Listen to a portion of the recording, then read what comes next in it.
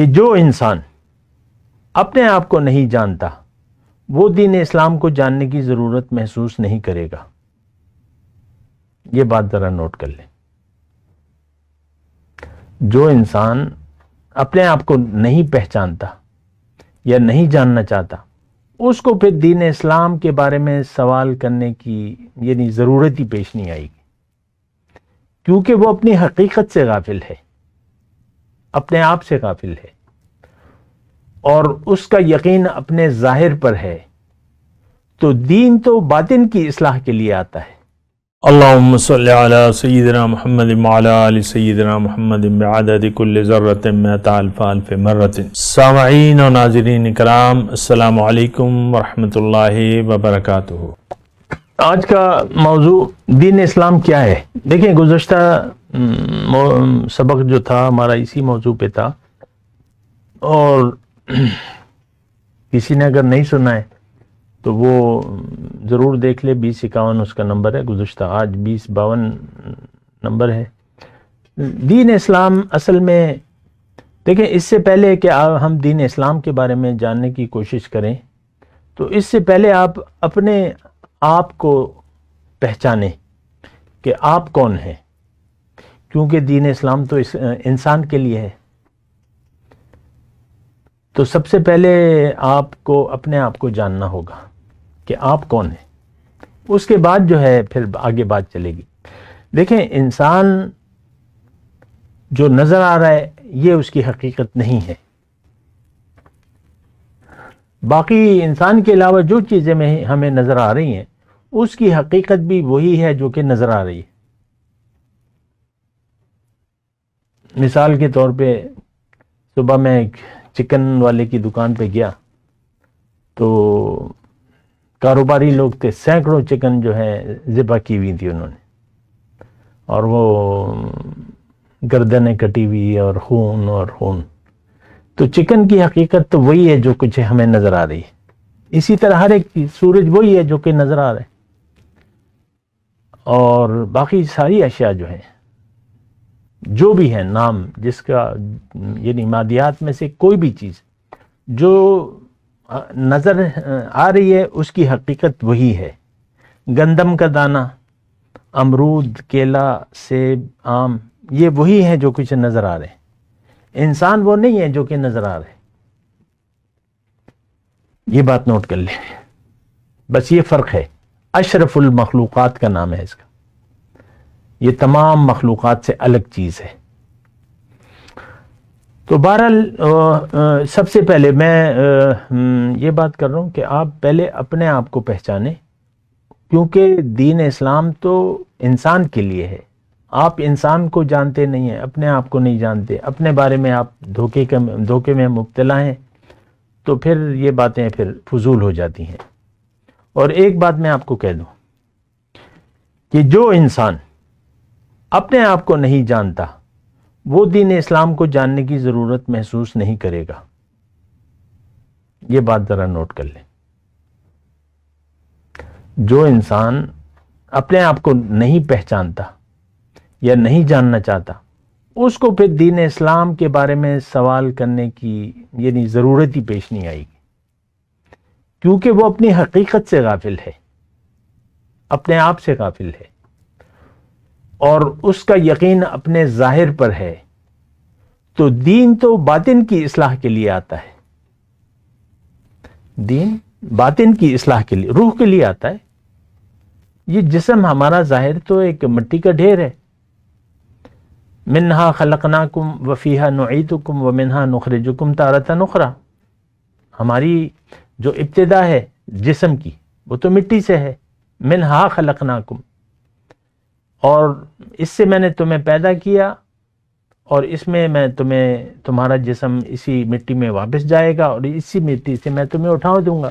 بہرحال دیکھیں، انسان کے دو اجزاء ہیں، تین کہہ لیں، ایک ظاہر جسم اور دو ارواح ہیں اس میں۔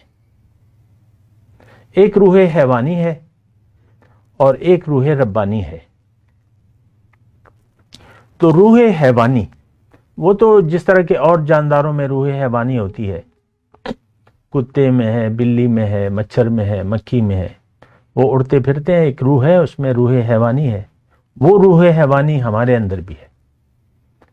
وہ مرد کے پانی میں جو جراثیم ہوتے ہیں، وہ اس میں اگر آپ خوردبین سے دیکھیں تو وہ جراثیم حرکت کر رہے ہوتے ہیں، دوڑ رہے ہوتے ہیں، تو وہ جراثیم ہے، وہ روح حیوانی ہے، جو بھی آپ کہہ لیں، تو وہ ہماری حقیقت نہیں ہے، وہ روح حیوانی ہے، وہ ختم ہو جائے گی۔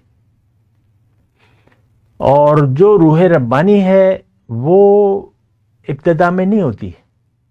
جب انسان بننا ماں کے پیٹ میں شروع ہوتا ہے، حضور صلی اللہ علیہ وسلم نے اس کی وضاحت ہمیں فرمائی ہے کہ بچہ جب 120 دن کا ہو جاتا ہے تو ایک فرشتے کو اللہ تعالیٰ وہ روح دے کے بھجواتا ہے کہ جاؤ یہ روح اس میں پھونک دو، تو وہ روح ہوتی ہے ربانی۔ روح ربانی کہا جاتا ہے، قرآن کے حساب سے یہ امر ربی ہے، اللہ کا حکم ہے۔ روح جو ہے، جو ربانی روح ہے، جو کہ ماں کے پیٹ میں 120 دن کے بعد آتی ہے، تو یہ آتی ہے آسمان سے، عالم ارواح سے، اور اس کی پیدائش یکدم ہوئی ہے، یہ عالم امر سے ہے۔ بہرحال اس کی میں تفصیل میں بھی نہیں چاہتا۔ تو وہ روح جو ہے پھر اللہ تعالیٰ یعنی ہمارے جسم میں پھونکتا ہے فرشتہ، اور اس سے جب ہم پیدا ہوتے ہیں تو پھر ہم میں 2 ارواح ہوتی ہیں، 2 ارواح اور ایک جسم، اس سے مل کر وہ انسان بنتا ہے۔ اچھا، بہرحال میں اپنی بات کو تھوڑا سا سمیٹتا ہوں۔ انسان کے اندر روح ربانی ہے۔ یہ دنیا کی زندگی یہ ایک امتحان ہے۔ امتحان یعنی آسان الفاظ میں یہ ایک امتحان ہے۔ یہ امتحان میں اللہ تعالیٰ نے اسے ڈالا ہے دنیا میں لا کے، اور یہ امتحان کیا ہے، پرچہ امتحان کیا ہے، سوالات کیا ہیں، اس کے جوابات کیا ہیں، یہ سب کچھ اللہ تعالیٰ نے ہمیں بتا دیا ہے۔ ہدایت، ایک انسان کی ہدایت اللہ تعالیٰ نے ہمیں بتا دی ہے۔ ہمارے اندر بھی اللہ تعالیٰ نے اپنی طرف رجوع کا ایک ظاہر ہے کہ روح ربانی جو ہے وہ تو اللہ کی روح ہے، انا للہ ہے، ہم تو اللہ کے ہیں، اللہ کی پھونکی ہوئی روح ہے، تو اس کا رجحان ہوتا ہے اللہ کی طرف۔ آپ دیکھ لیں جب اسباب ختم ہو جاتے ہیں تو پھر آپ دعا کے لیے ہاتھ اٹھا دیتے ہیں یا اللہ سے امید باندھ لیتے ہیں اور دعائیں کرواتے ہیں، دعا کرو، یہ کرو، وہ کرو، جو بھی ہے۔ تو وہ چیز جو ہے وہ پکار، اللہ کی پکار ہماری خمیر میں ہے۔ اچھا، بہرحال میں آپ کو یہ کہہ رہا ہوں کہ جب انسان آ جاتا ہے دنیا میں تو یہ کیوں آتا ہے؟ یہ اس کا ایک امتحان ہے۔ امتحان ہوتا ہے اگلے درجے میں ترقی کے لیے۔ بچہ جب اسکول میں جاتا ہے، جو بھی کلاس ہوتی ہے، جب امتحان ہوتا ہے تو وہ یا فیل ہوتا ہے، پاس ہوتا ہے تو اگلے درجے میں چلا جاتا ہے، فیل ہوتا ہے تو ناکام ہو جاتا ہے امتحان میں۔ اسی طرح یہ ہماری زندگی کا ایک امتحان ہے۔ اللہ تعالیٰ ہمیں بہت اعلیٰ مرتبہ دینا چاہتا ہے۔ ہمارا اگلا درجہ جو ہے وہ رب کے پاس ہے۔ وَأَنَّ إِلَىٰ رَبِّكَ الْمُنْتَهَىٰ، اے انسان تمہاری انتہا تو تمہارا رب ہے، تمہیں رب کے پاس جانا ہے، لیکن تیاری کر کے جانا ہے۔ یعنی اللہ، دیکھیں قرآن میں ہے، اللہ تعالیٰ نے فرمایا وَفِي الْآخِرَةِ عَذَابٌ شَدِيدٌ وَمَغْفِرَةٌ مِّنَ اللَّهِ، آخرت میں یا تو شدید عذاب ہوگا یا بخشش ہوگی۔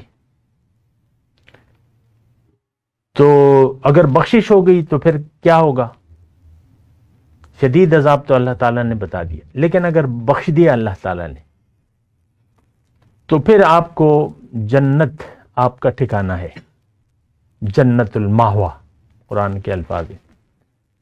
تو پھر جنت میں آپ کی یعنی جگہ، نشست، گھر جو بھی ہے، آپ کا ٹھکانہ پھر جنت میں ہوگا۔ اور جنت میں کیا ہے؟ جنت کیا چیز ہے؟ اللہ کا تقرب، اللہ کی ملاقات اور اللہ کا دیدار۔ یہ بہت بڑی نعمتیں ہیں، اور نعمتیں بھی ہیں لیکن یہ بہت بڑی نعمت ہے۔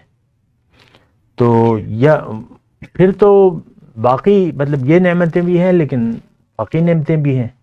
اس کی بھی میں تفصیل میں نہیں جاتا. جنت ہمیشہ کے لیے. اللہ تعالیٰ نے فرمایا والآخرۃ خیر و ابقیٰ، آخرت بہتر بھی ہے اور دائمی بھی ہے، ہمیشہ کے لیے زندگی. یہ زندگی ہماری عارضی ہے. وَلَكُمْ فِي الْأَرْضِ مُسْتَقَرٌّ وَمَتَاعٌ إِلَىٰ حِينٍ، ایک وقت تک کے لیے ہے.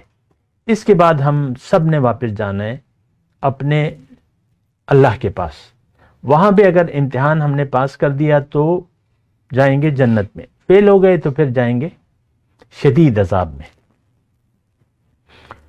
تو انسان کی حقیقت میں آپ کو بیان کر رہا تھا کہ انسان کی حقیقت دراصل روح ربانی ہے، اور یہ روح اللہ تعالیٰ نے اسے دنیا کے امتحان میں ڈالا ہے، اور یہ امتحان اگر یہ پاس کر لے تو یہ پھر جائے گا جنت میں چلا جائے گا. ایک قسم کی جنت اس کو دنیا میں بھی مل جائے گی، اس کی میں ابھی وضاحت نہیں کر رہا. ایک قسم کی دوزخ اس کو دنیا میں بھی مل جائے گی. آخر دعوانا الحمدللہ رب العالمین. مولایا صلی وسلم دائما ابدا علی حبیبک خیر الخلق کلہم.